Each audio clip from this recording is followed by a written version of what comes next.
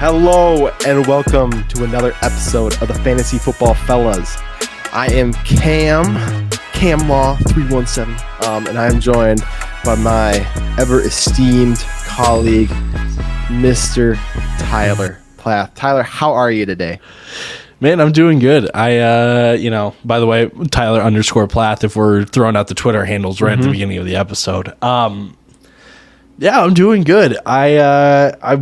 I'm excited to kind of go into this week of football because last week was like major overreaction. This week is still overreaction, but like there were just so many weird things that happened this week, right? We had 3 teams come back in the most like insane ways. Like it's going to be a good episode to just kind of break down, look at and look at, the fact that someone like who was the tight end 3 for Denver, Eric Saubert, I think that's how you say his name, finished higher than a guy like Hunter Henry this week, than Cole Kmet. So yeah, again, just a weird week of football, but I'm excited to break it down with you. And you're hosting this week.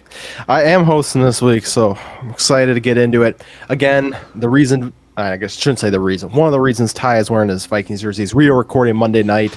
Vikings are playing out a little bit. We are pumped. So hopefully tomorrow we'll be in good moods. Hopefully we'll be tweeting good things tonight about the game. Hopefully. So that's why we're not going to comment at all on Monday night games. We're recording right now.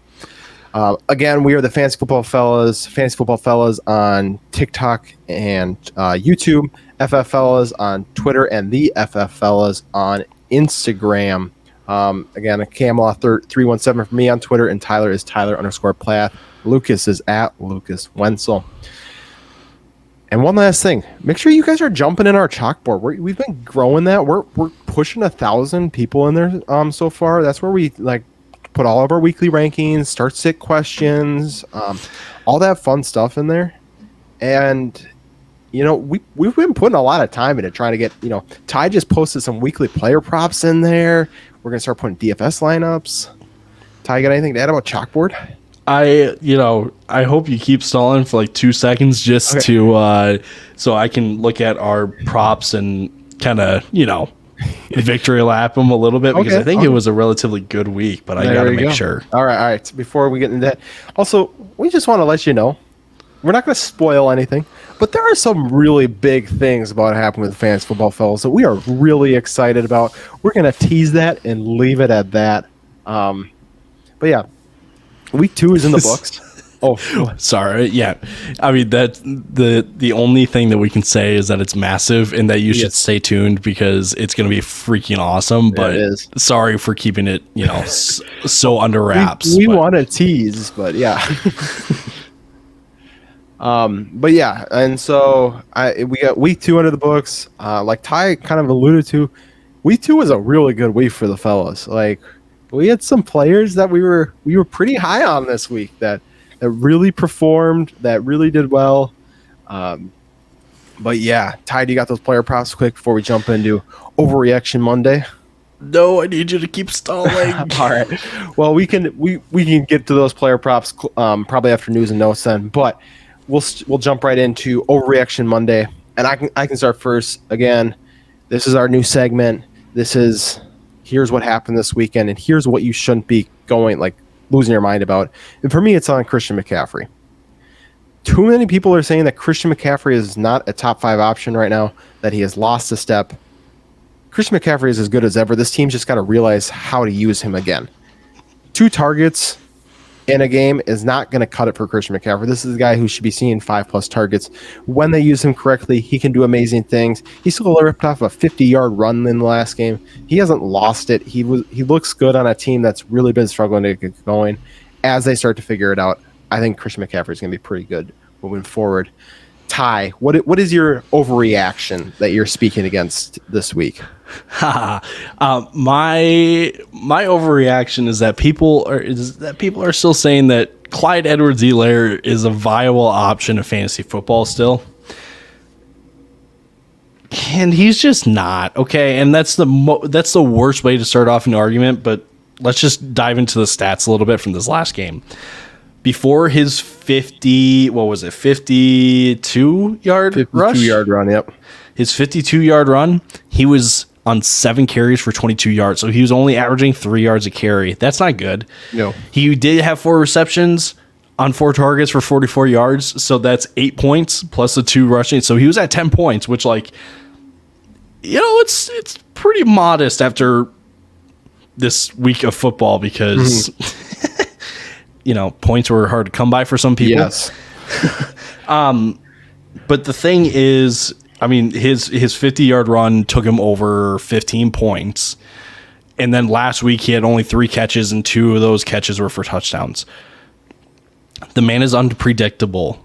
And if you want to take the risk of starting him week in, week out because you think he can put up mid-teen numbers again, be our guest. That, to us, there is too much volatility that comes with CEH with his role that's going to be balanced around with Jerick McKinnon, Isaiah Pacheco. Who knows which receiver is going to step up in which game? I mean, this past week, it was Jalen Watson. I think that's his name. Jalen Watson? I think that's his name. Justin Watson? Justin Watson. Yeah, Justin Watson. Just not Christian Watson. Right, but, like, they still got guys like Mecole Hardman, Juju Smith-Schuster, Marquez Valdes-Scantling, Sky Moore. They've also got a guy named Travis Kelce. I don't know if you guys know who that is, but he's aight. He's aight. All that to say, like, it's just too much of a risk for us. And sure, like, prove us wrong. Yeah, like, prove us wrong, CEH. Like, make us regret saying that you're too volatile for fantasy football. But for, like, when we can be getting more consistent numbers out of a guy, literally anybody.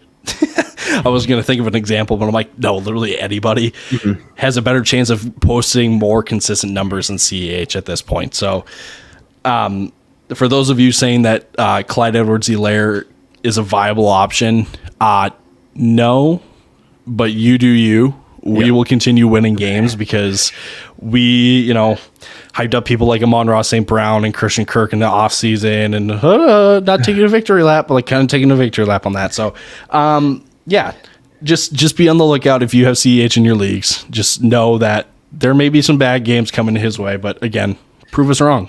Yeah, he's had volume. He's actually been outsnapped by Jerick McKinnon each of the last 2 games, and his volume right now kind of reminds me of Kareem Hunt's in Cleveland, and I don't think anybody's going to argue Kareem Hunt is a much better back than CEH, and yet Kareem Hunt is still volatile, you know, and so it's if Kareem Hunt is going to be volatile in a team that is so dedicated to the run, how much more is CEH going to be volatile on a team that is been like founded on the pass and he's, you know, just not as good as Kareem Hunt is. But with all that being said, let's dive into some news and notes. So first piece of news, Mike Evans was actually suspended for a game out there protecting Tom Brady. I don't know if you saw the clip, Ty, but where he, the ref's talking to him and like getting in his face, and he goes, "That's Tom Brady. What do you want me to do?" Like you can read his lips, and that's what he says. This isn't the first time it's happened to Evans. Who knows if it will be the last? But he is out week 3. Dalton Schultz, same type of injury that Zeke had last year, that PCL injury. It's not known yet if he's going to miss time at all. You got to think, though, that really affects the Dallas Cowboys moving forward if they lose Dalton Schultz. To be down Dak, and now Schultz, Gallup's still not back. I mean, you're relying on CD, Nate Brown, Noah Brown, Tony Pollard, and Ezekiel Elliott pretty heavily there. Ty, looking forward, if Dalton Schultz misses a week or 2, what's your outlook for the Cowboys? I guess my outlook is look at Noah Brown on waivers. He actually had a fairly decent, and when I say fairly decent, I mean like a pretty good game last against the Bengals. So I definitely look at him on waivers. I'm also kind of thinking this is the week that Gallup gets back a little bit, right? Because there's just a need for him now. Yeah. So he could be back. But I think the other thing too, Tony Pollard is going to be more of a play this week if Dalton Schultz is out, and that's a that's a hard pill for me to swallow. That's a hard pill for us to swallow. But I think the thing with that, with that being said, Zeke can get his and Pollard can get his. And we saw that this past week. Like Pollard got his off of one major run. Sorry, I'll say it. I'll just say it. But I would look at like Noah Brown. Maybe be on the lookout for Michael Gallup. And Tony Pollard should remain a part, or should have a part in the receiving game going forward. Yeah, I would agree. Moving on, we had Joe Flacco is going to be the starter in week 3.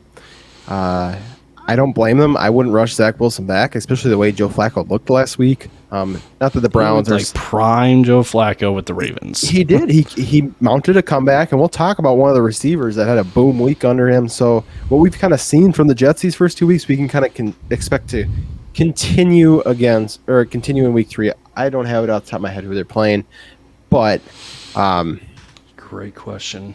They've got the Bengals. So maybe that'll be an interesting game. That could either be, that's either where it could be pretty high scoring. Let's be real. It could be, or it could be the get right game for the Bengals, and the Jets might not score a point. It could go either way, but as far as targets go, distribution of the ball, it should be pretty similar to what we've seen so far from the Jets. James Conner was banged up last week, and I know this one hurt me personally. I am going to lose my fantasy league against the guy who had 2 guys out in his starting lineup before the games even started, because James Conner was not able to get a 1-yard touchdown rush because he was out and Damian Williams did. But they do think Conner is going to be back next week. He was in uniform the entire game. Jerry Jeudy is dealing with a sternum injury, but he is said to be day-to-day. That is something to watch. Cortland Sutton popped off after Jeudy left. He was doing all right before, but, kind of made that statement moving forward. And then the big piece of news.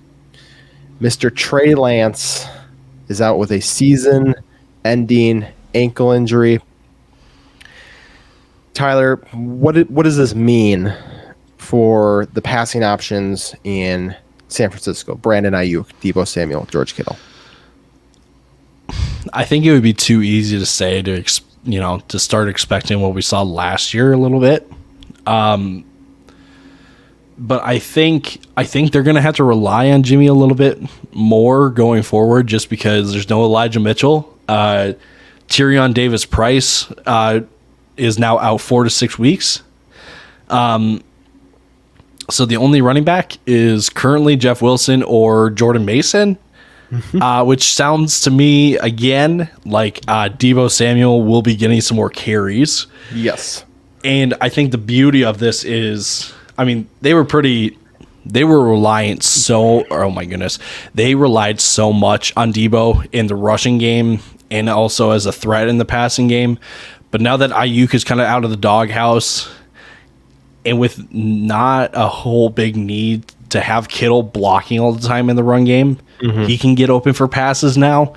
So I really think all these guys honestly are either right where, keep the value or bump them up just a little bit, just because this offense has to go through these 3 guys now. It has to. Yeah, they have no other choice. And I couldn't agree more. Looking to the future, obviously, hope Trey Lance gets back healthy.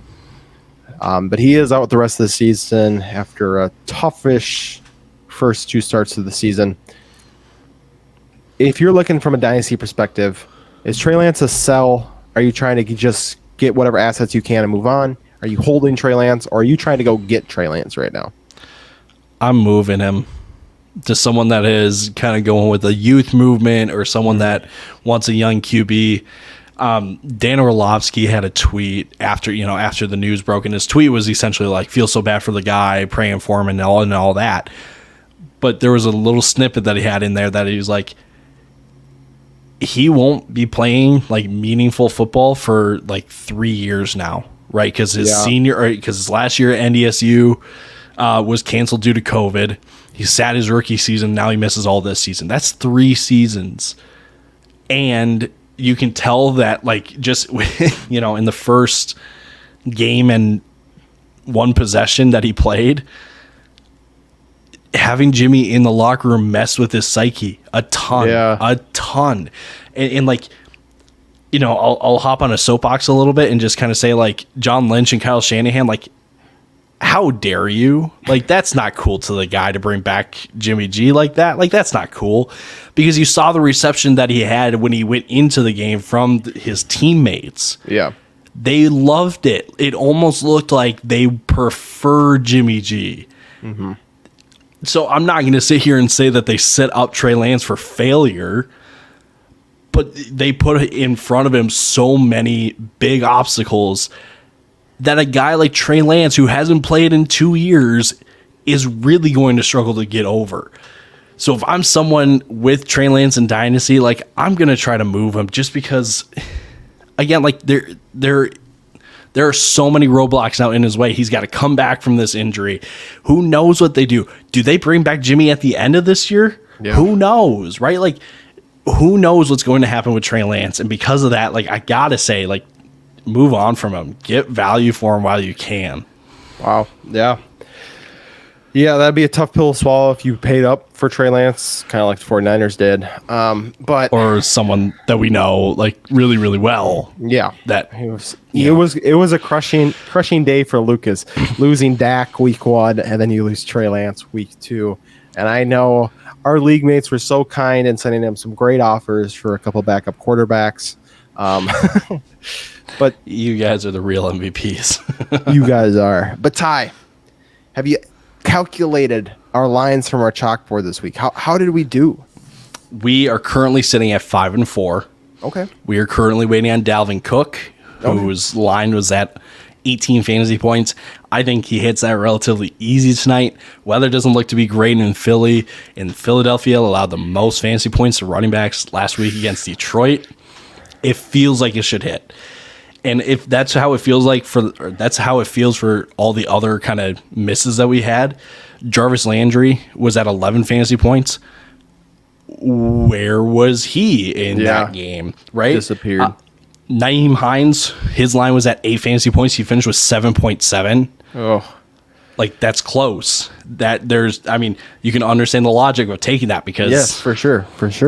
And then Devontae at 22. Sure, it was a little steep, but we did not expect 9 fantasy points out of the guy. Like, yep. Yeah. So all in all, good week, and there's room to improve. So you should join Chalkboard and see us improve and win some money off of it. Yeah, PrizePicks, I put in an under bet, and Mike Evans and Kyle Pitts hit the under easy, and I thought I was going to cash it out, and Mr. CeeDee Lamb hits the over by 1 yard. I needed 15 points to be under, and he got 15.1. Just devastating stuff over there. Play at your own risk. But with that, let's jump into our week 1 booms. Let's talk about the guys who had a great week before we get into the guys who had a not so great week. Our first guy is Mr. Nick Chubb. We kind of talked about him earlier. Chubb had 17 carries, 87 yards, 3 touchdowns. He also added 3 receptions for 26 yards on the ground to be the running back 1 overall. I think our hesitation with this comes from everything that we saw in week 1. In week 1, Chubb could have had a pretty similar week, but Kareem Hunt has 2 touchdowns, and one of them is a 1-yard touchdown. They are not afraid to switch up who is running the ball where in Cleveland. They are not afraid to give it to Kareem Hunt to the goal line. They're not afraid to give it to Nick Chubb, on third down. Like, they will mix it up, and it is hard to read who's going to have what weeks. Usually they're both pretty decent, but that is what keeps us from continuously putting Nick Chubb as a top 10 option. Looking forward for Nick Chubb, he gets Pittsburgh and Atlanta his next 2 games. So moving forward these next 2 weeks, probably going to be a top 10 option for us after what we saw this week with those 2 matchups.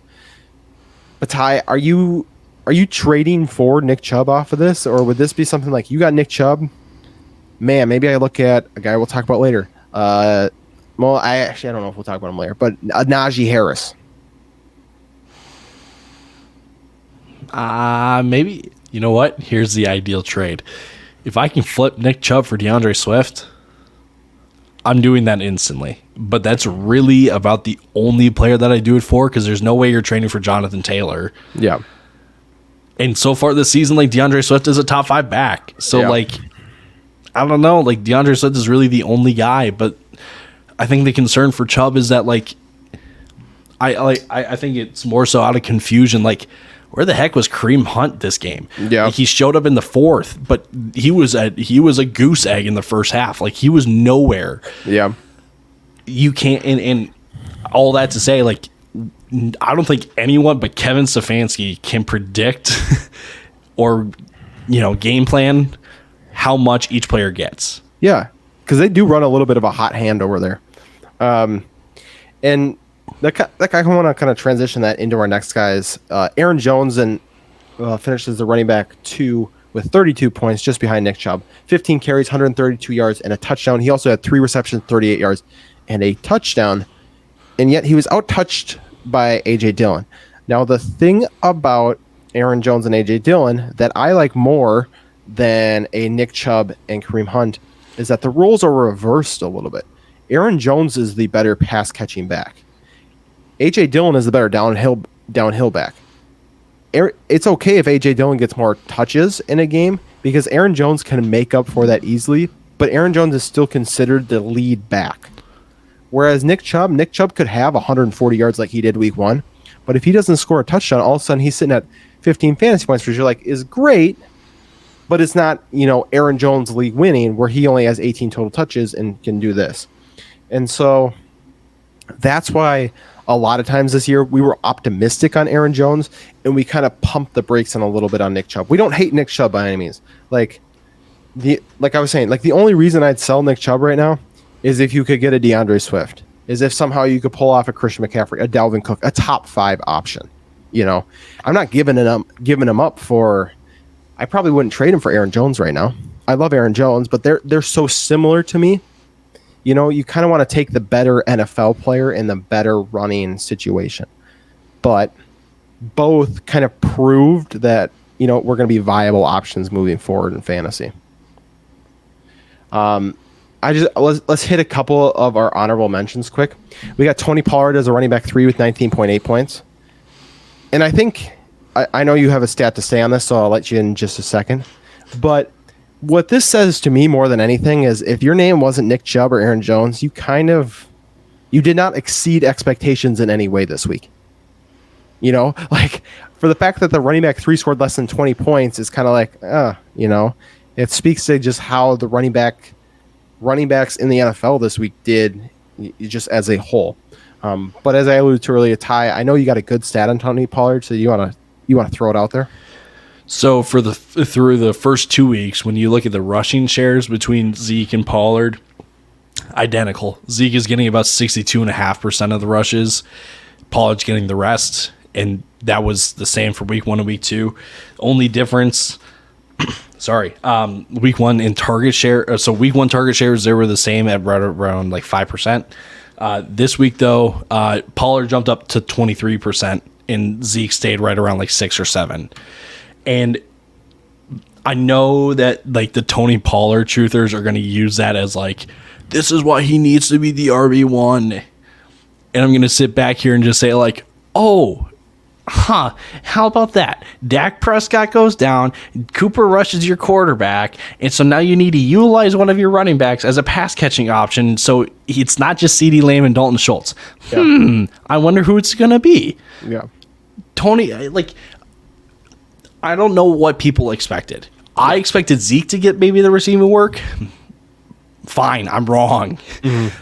But like this by no means should make people think that Pollard is still or like has a better shot of taking over the lead role over Zeke.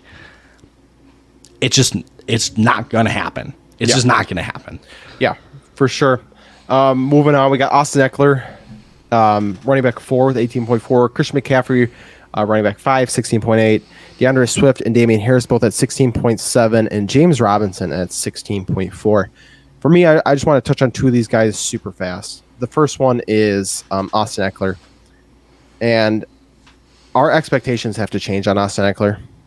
It was evident in this game that he is not going to be the touchdown machine he was last year. I mean, they gave the ball to Sony Michel in the red zone over Austin Eckler. They're going to use other players. He's not going to score 20 touchdowns. He's still going to get touchdowns. But what Austin Eckler did come out and prove is he's still going to be a weapon in the receiving game. I mean, he had 9 catches. That's what's going to give him his value. So I still see him as a top 10 back, but I do not see him as a top 5 back right now. I don't know how you feel on that. That's kind of how I'm feeling. Well, I think Eckler can still have a game where he finds the end zone like 2-3 times. No, 100% he can. I'm just thinking expectations that we saw last year. Yeah. Oh, yeah. Right. The expectations week to week should be right around like this 20-point margin or this 18-point margin more than the 24-25 that we saw him at last year. Yeah, I would agree. And then the other guy I want to talk about just super quick is Christian McCaffrey. And I touched on it earlier in overreactions, but I mean, McCaffrey was the running back 5 this week. And people are like, oh, no, he's falling off. He's running back 5 with 2 catches. Like, the dude's fine. He ripped off a 50-yard run. He is fine moving forward. I don't know is there any other of these running backs you want to touch on super quick? Damien Harris, real quick. His touchdown came off of a muffed punt. So don't think that Damien Harris is getting the, I did not know that. Like Damien Harris was just the guy in at the time. Yeah. Ramondre will be just fine. But at this point, the only Patriots piece that you should really be trusting is Jacoby Myers, because I am not trusting Joe Judge or Matt Patricia to like get this offense through a win. I would agree. Moving on to the wide receivers, we probably saw maybe the best wide receiver duo fantasy performance I can remember. Ever. Jalen Waddle and Tyreek Hill combined for 82 fantasy points, both of them scoring over 40. Tyreek Hill was wide receiver 1, 11 receptions on 13 targets for 190 yards and 2 touchdowns. Jalen Waddle, 11 receptions on 19 targets, 171 yards and 2 touchdowns. We actually just posted a video on this, and it was kind of all I said in it was these two can be great together, and that's what they proved. That was what we were worried about coming into the year, was that they'd be great every other game. But that's still the possibility that Tyreek Hill has 13 catches or 11 catches and Jalen Waddle has minimal. If you watch kind of the way this game progressed, in the first half, it was all Jalen Waddle. Tyreek Hill was really doing nothing until he got 2 bomb touchdowns and the Dolphins had to come back from 20 points. Tua is not going to throw 469 yards and 6 touchdowns every week. This is more of an anomaly than anything. But it does prove the point that Tua can support both of them in a single game. This is the guy we were excited to talk about, this next guy. And that is Mr. Amon-Ra St. Brown. The wide receiver 3, 39.4 fantasy points, 9 receptions on 12 targets, 116 yards, 2 touchdowns, 2 rushes for 68 yards. Before this game, he was our start of the week at wide receiver. He was the guy that we were excited about. Ty talked about it on TikTok. I put it on my personal page. Lucas put it on the podcast last week. This is a guy we were all about, and it was just exciting to see. Tyler, moving forward, what is your expectation for Amon-Ra? You have to look at him as a wide receiver 2, borderline wide receiver 1 at this point. I mean, I'm still looking ahead to when Jameson Williams comes back. I'm not expecting a whole lot from Jameson Williams, so like that's why I'm putting him wide receiver 2, because I think a lot of people would say like he should be your wide receiver 1 in your team if you have him. Just be careful. Know that DeAndre Swift is still there. Know that TJ Hawkinson is still there. This is just how the game went, is that Amon-Ra was just the guy that was being looked at. I mean, DJ Chark last week against Philly, he had a decent game, right? So, like, this is not something that we should be expecting from Amon-Ra St. Brown, but at the same time, we clearly know the role of Amon-Ra St. Brown. Yes. I'm going to play a difficult game with you quick here, and I know it's going to suck. I hate the name game. I know it's going to suck because I know these names are going to be tough, and I will answer them too, so that it's not just you going through this pain. And I'm going to start with a real fun one. Amon-Ra St. Brown or Michael Pittman? After what I saw from Indy this past week, I'm going Amon-Ra. I still slightly lean Pittman, but it's super close. I don't think I could trade Amon. I would not trade Amon Ra for Pittman right now, but I also don't think I'd accept someone trying to give me Amon Ra for Pittman, if that makes sense. It'd just be too hard to trade him after this performance.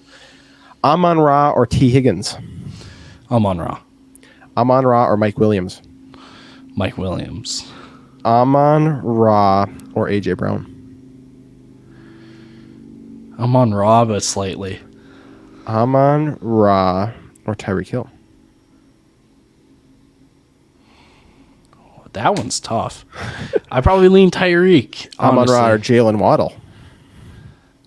Amon Ra. Oh no. Yeah, Amon Ra.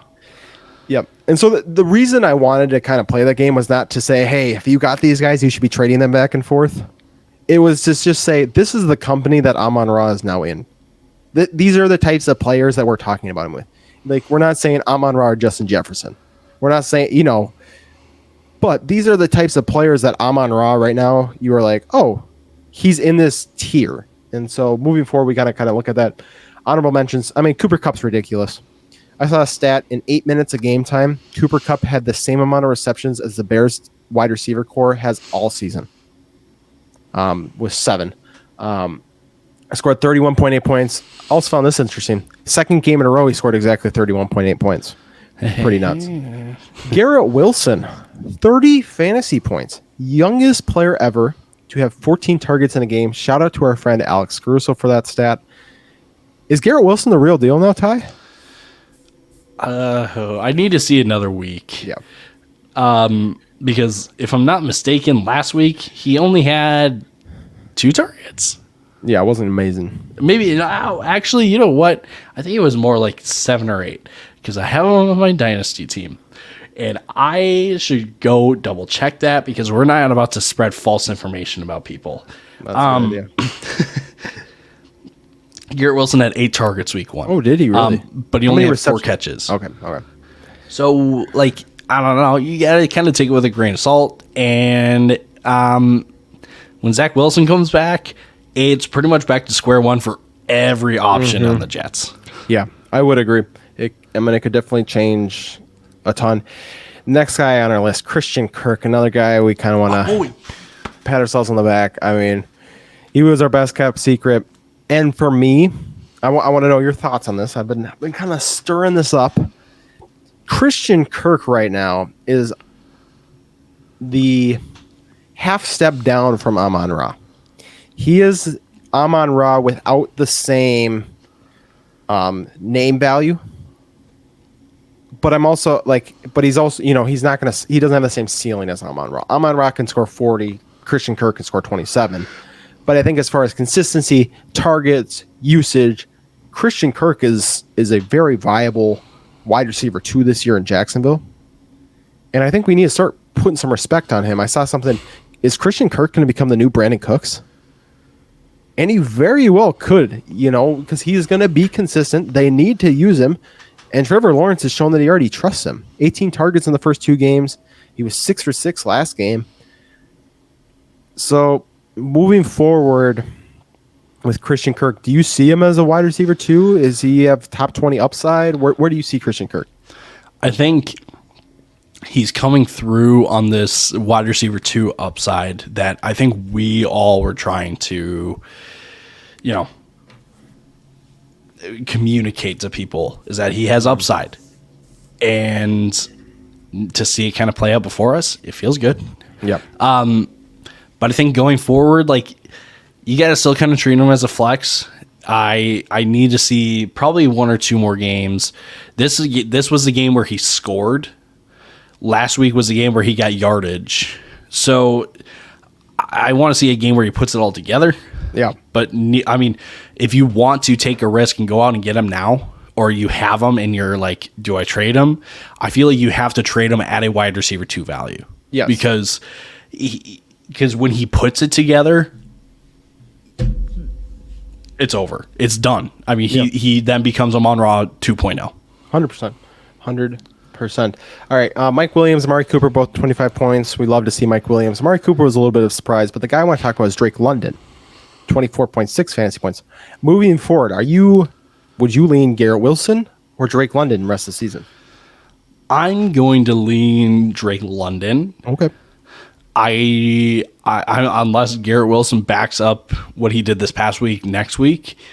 But Drake London, he very clearly has a role in the offense, and his role is to be the catch everything that's thrown your way player. Mm-hmm. And he's a sneaky good route runner. We knew this coming, going into the draft. Yeah. We knew that about him. He's a sneaky good route runner. But he's such a big body that he kind of has red zone upside. If the Falcons ever get there, I don't expect them to get there a whole lot, mm-hmm. but he has that kind of upside. And with Zach like I said before, Zach Wilson coming back for the Jets, every receiver on the Jets is back at square one when he steps back in. So I lean Drake London, but I can understand an argument at least for Garrett Wilson too. Yep, I would agree. Moving on to the quarterbacks, our two boom quarterbacks were in the same game. It was a 42-39 game. That was Lamar Jackson and Tua Tagovailoa. And it's, for Lamar Jackson, this is the ceiling we talked about all season long. This is the ceiling, that everybody's kind of been excited about. So, Tyler, my question more goes to Tua. I'm going to actually read Lamar's stat line real quick because it's kind of ridiculous. 21 to 29 for 318, 3 touchdowns, 9 attempts for 119 yards and a touchdown, right? We understand that's his ceiling, and it can be debated if that's going to be consistent or not. I tend to lean that, obviously the ceiling is not, but the production is going to remain consistent the rest of the season for Lamar Jackson. He's out to prove something this season, and he's got good weapons around him. The guy I want to spend the most time on for quarterbacks is Tua. Tua posted 36 of 50 for 469 yards, 6 touchdowns, and 2 picks. When you're looking forward, do you look at Tua now as a top 12 option, or do you need to see it a couple more weeks before you can even get to that point? Man, I need to see it a couple more weeks. I know that the thing this offseason through the first 2 games is the players clearly trust Tua. Mm. And this is really the first game where we saw Tua kind of put it together. I need to see another game because the game script asked for him to step up. Yeah. I need Tua to step up first possession of the game.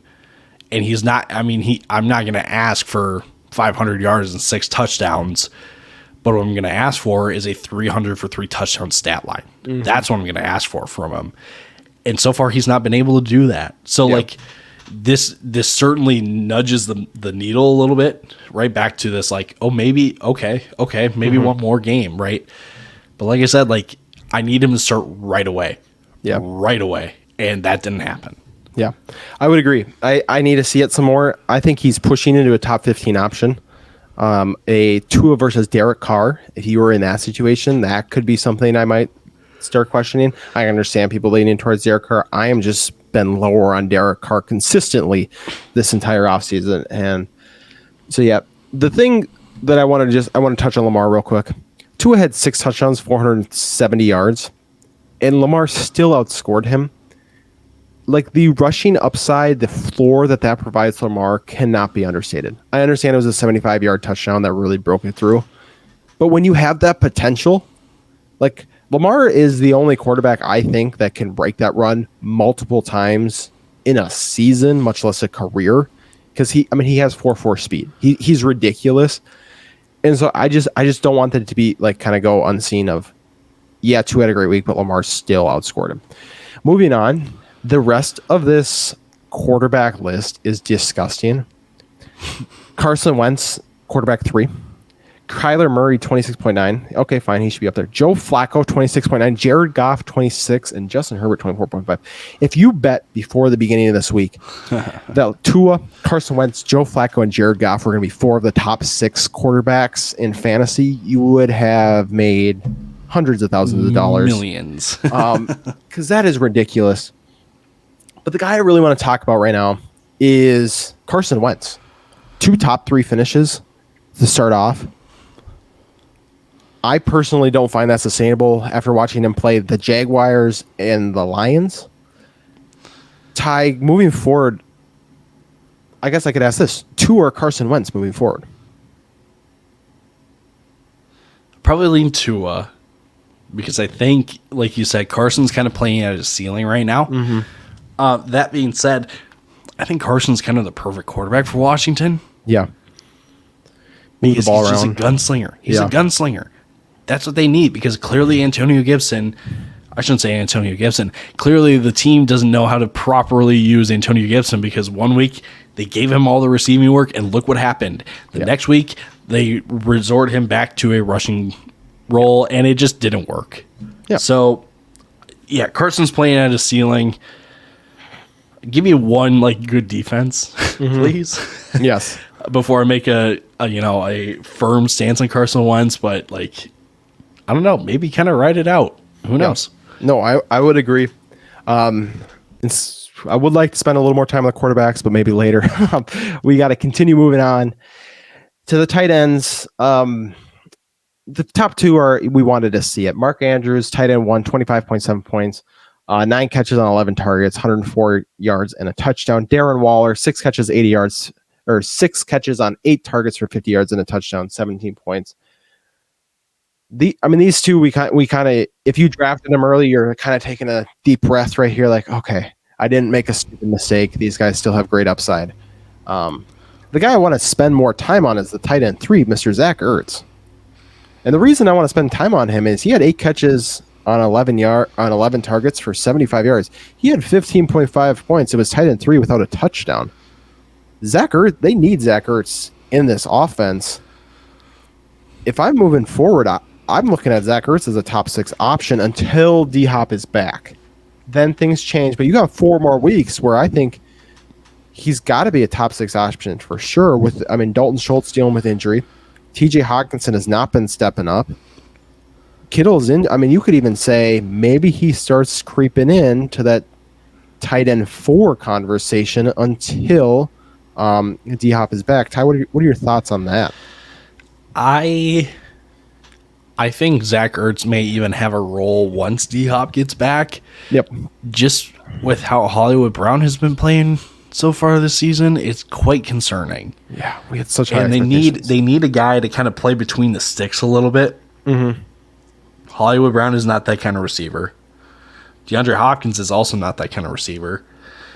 Zach Ertz is kind of the perfect player for it. So, excuse me, I wonder if Zach Ertz kind of actually has a role when D-Hop comes back. But that being said, if you're going to go get a tight end, go get Zach Ertz because I'm going to start. I'm starting to expect this kind of stat line more often. Maybe not the 11 targets, but I'm kind of expecting this 6-7 catches for 60, 70 yard type performance. Yeah, throwing a touchdown and all of a sudden, he's tight end 2.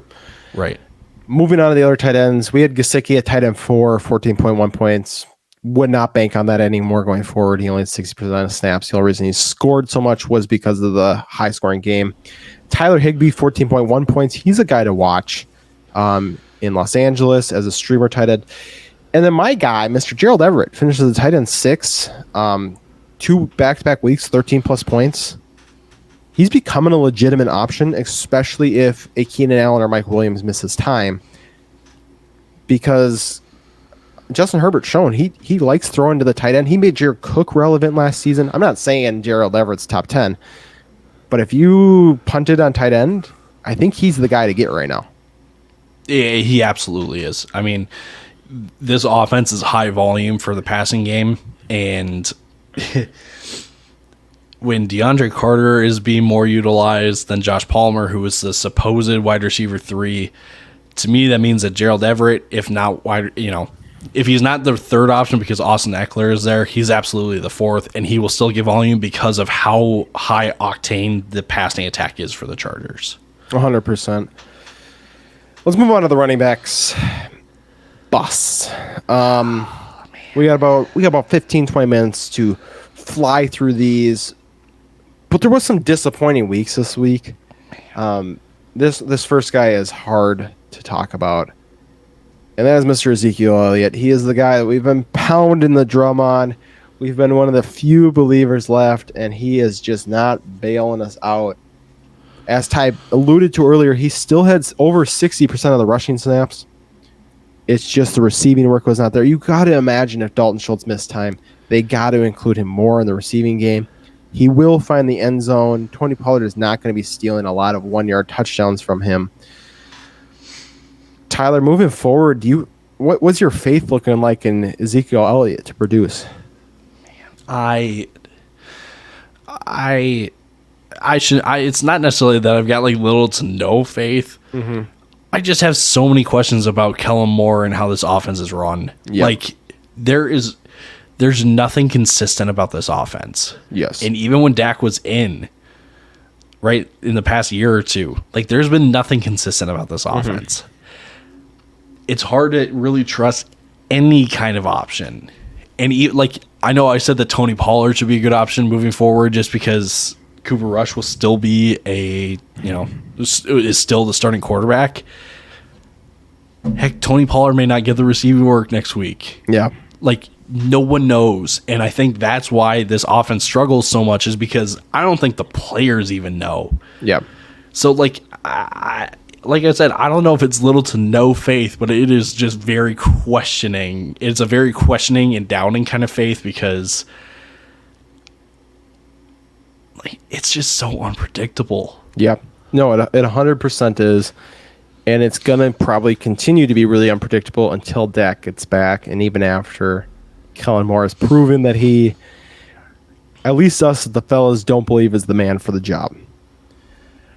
Moving on, we got Jonathan Taylor, 7.3 points, running back 34. I'm not worried at all about Jonathan Taylor. It was just an awful game for the Colts in general. Honorable mentions, Chase Edmonds, a little scary, only 6 touches. Obviously, it was a high-scoring game, but in a game where they're passing, you would expect a ton of work for Chase Edmonds. Is Chase Edmonds startable next week, Ty? I don't think you can start him because there's nothing to show that he's still the guy. Yeah. It was very, very confusing, and I wish I could make it as simple as like, oh, wait a second. The Dolphins were down by 3 touchdowns because Raheem Mostert was the option for running back. Oh, who would have thought, right? Like, I wish I could say that, but I really don't know if I can say that. So if you got Chase Edmonds, you better bench him. He proved that his floor is super limited. The other guy that proved that he has no floor anymore moving forward was Rashad Penny. 1.5 fantasy points. It's scary in Seattle for Rashad Penny right now because they're going to be down in a lot of games, and if you aren't catching passes there, it's a shallow outlook. The other guy that we're mentioning, Cordero Patterson, just a weird game for him. 10 rushes, no receiving work.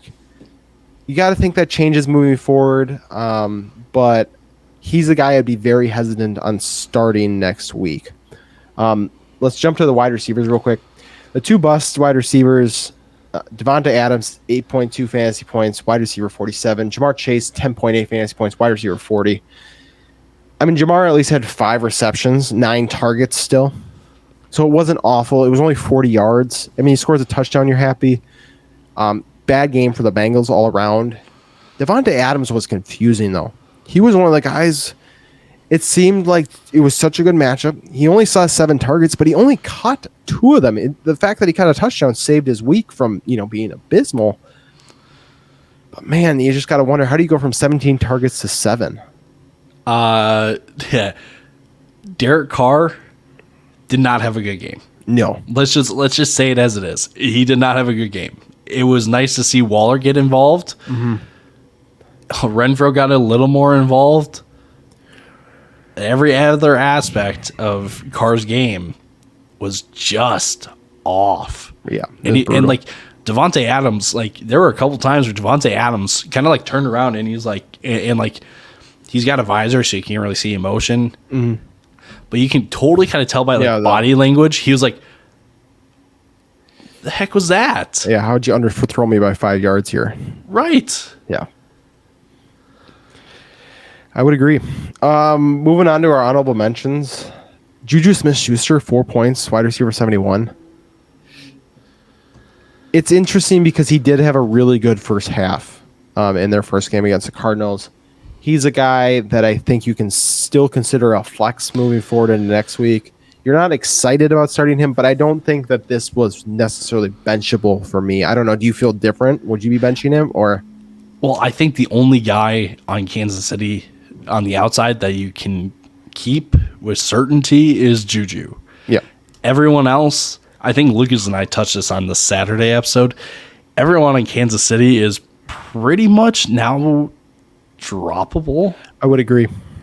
Like, you want to think Mecole Hardman, you want to think MVS, but they haven't shown up so far. And until they prove us wrong, like, they may be on waivers way sooner than we think. Yeah, I would 100% agree with that. Jerry Jeudy got injured, had only 2.2 fantasy points. I think this is going to happen from time to time, but Russ looked off too. Russ had under a 50% completion percentage. The entire Broncos team was just off. And it's just, it does make me a little nervous because this was an at-home game against Houston, a get-right game. Yes, they won, but man, it was ugly. There's an argument to be made that they should have lost. Yeah, 100%. And so they're a team moving forward.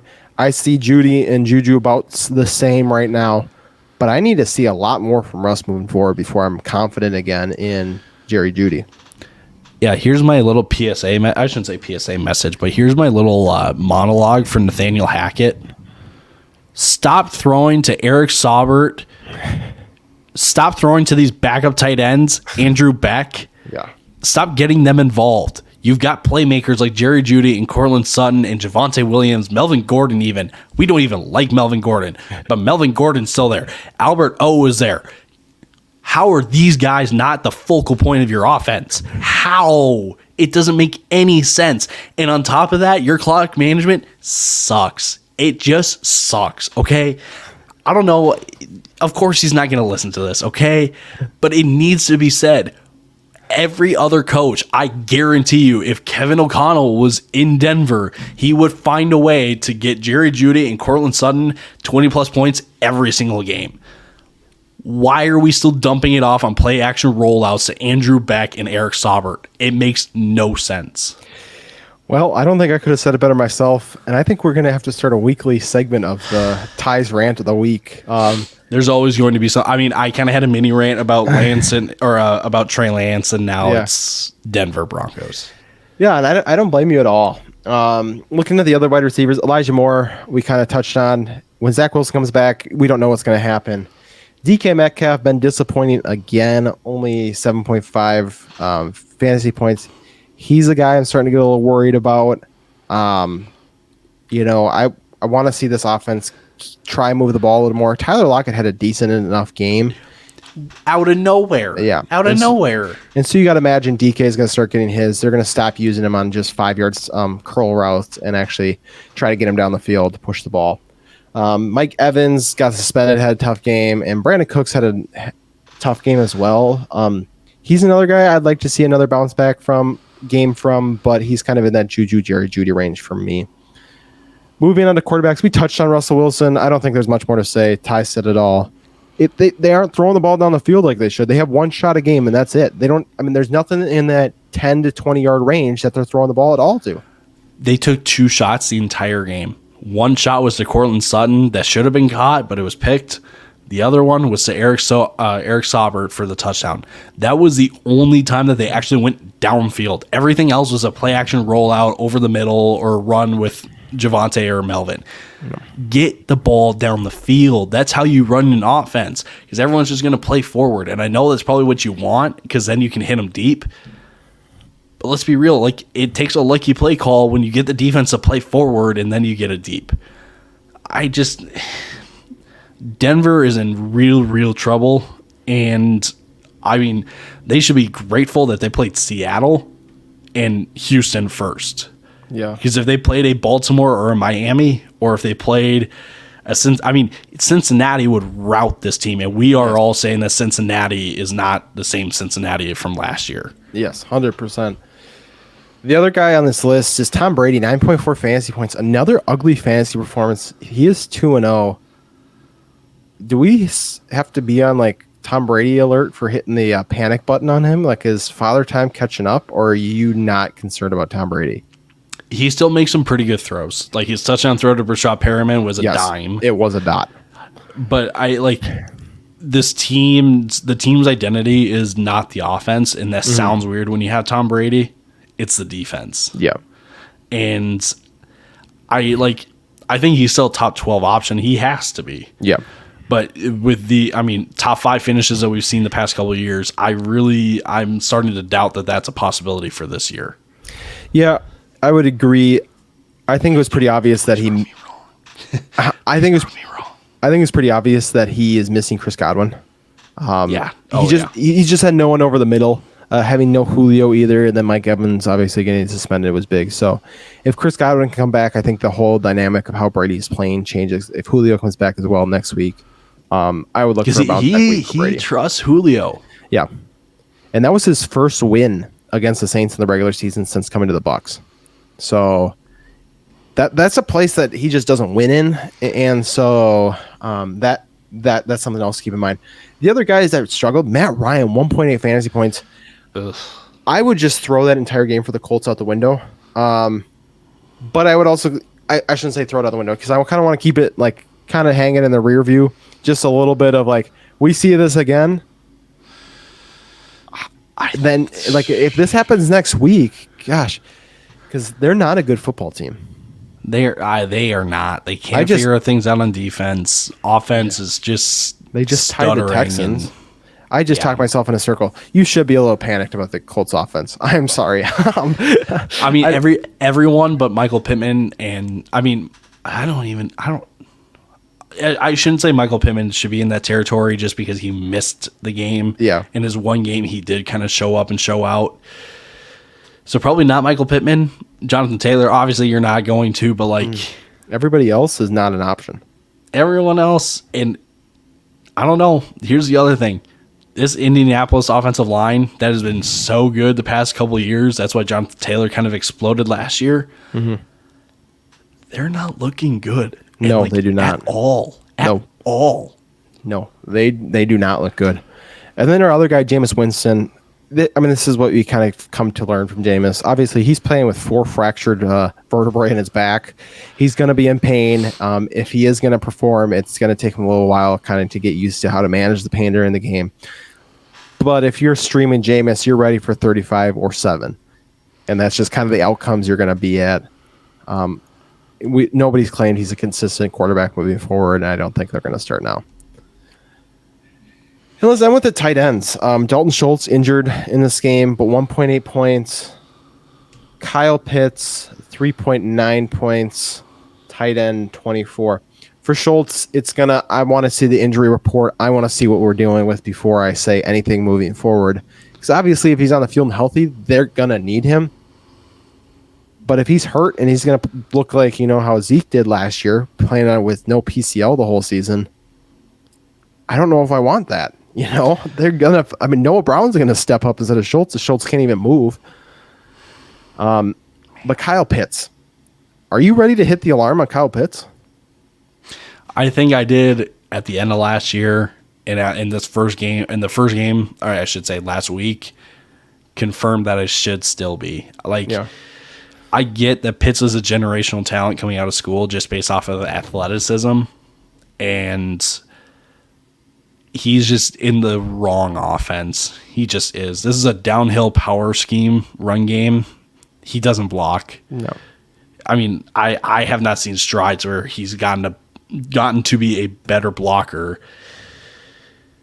And for whatever reason, Matt Ryan last year and Marcus Mariota just don't find him.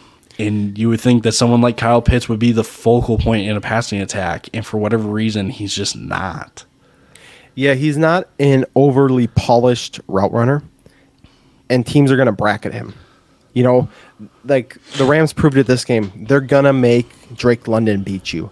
You're going to put it on the rookie rather than on Kyle Pitts. Last year, teams, even though Kyle Pitts was a rookie, they were able to, take him out because Calvin Ridley didn't play last year and they had nobody in the passing game.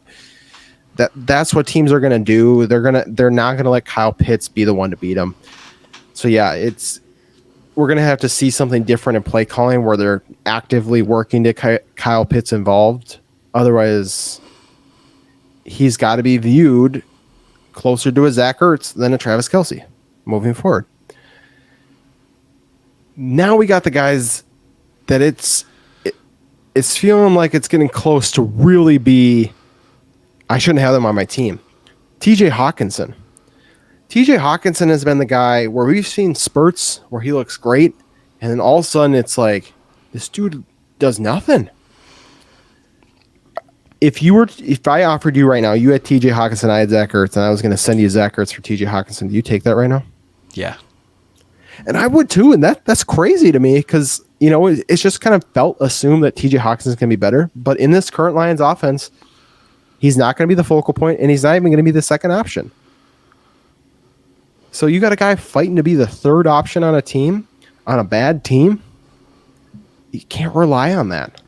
Yeah, I mean, he's if you've got him, you got to bench him. You're not dropping him. No.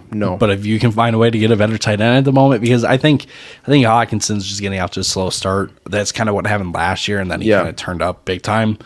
So like he's someone that you're benching right now. But like if Gerald Everett's still on your waivers, which like I don't think he is, but if he is, go get Gerald Everett. Mm-hmm. And start Everett over Hawkinson. That's the point that we're at right now because Hawkinson's just not producing. I would agree. And now these two, Hunter Henry and Cole Kmet. Is it time to just cut ties with Cole Kmet? Absolutely. This offense is just going nowhere.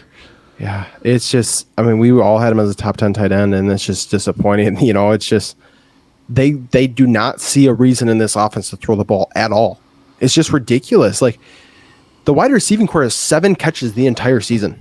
The entire wide receiving core. Cole Kmet, 0s 2 games in a row is just ridiculous. And Hunter Henry, I feel like you can cut as well. He's touchdown dependent. He should be a streamer. We have said on this show that Dawson Knox is touchdown dependent.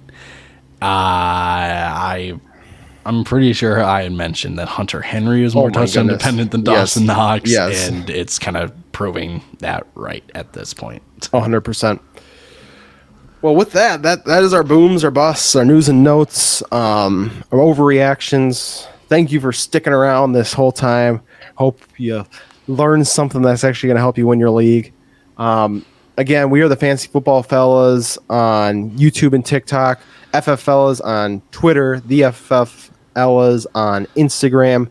I am at Camelot317. This is at Tyler_Plath, and we have at Lucas Wenzel on Twitter. Make sure you follow all the socials. Join the Chalkboard. Oh, how could I forget? Join the Chalkboard. That is where you need to be if you want weekly rankings, if you want trade advice, if you want start sit advice, if you want player props, if you want DFS, if you want anything fantasy football. That is the place to be. Tyler, do you have anything for the people? For the people? Well, let's just run through all the channels that we have on our Chalkboard. You mentioned most of them, but like here's all of them.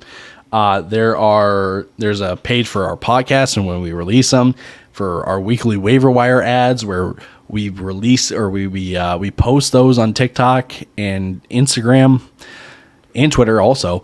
But we have even more suggestions for you over on Chalkboard, including the ones that were posted. That's a steal. Then weekly starts and sits, our weekly rankings. We have daily player prop, or I shouldn't say daily, weekly player props.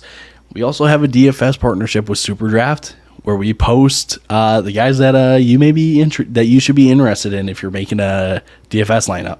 But then we've also got channels for waiver wire starts and sits, trade talks, mock drafts. That's not so much used now because we're actually in season, but you know what I mean. League finders, that's also something. Team reviews, people are all constantly asking, like, how's my team going to do this week, right? There are so many things on our Chalkboard. Go join it. It's a good time. Mm-hmm. And people are constantly chatting. Join in on the fun. Yep. Would agree. And I don't think there's any better way to close than that. So with that, deuces. We'll see you next week. Deuces. Actually, that's a lie. We will see you later this week. Oh, yeah, that's a good point. Yeah, because we have another episode for previewing the next week. All right. Deuces now. Deuces.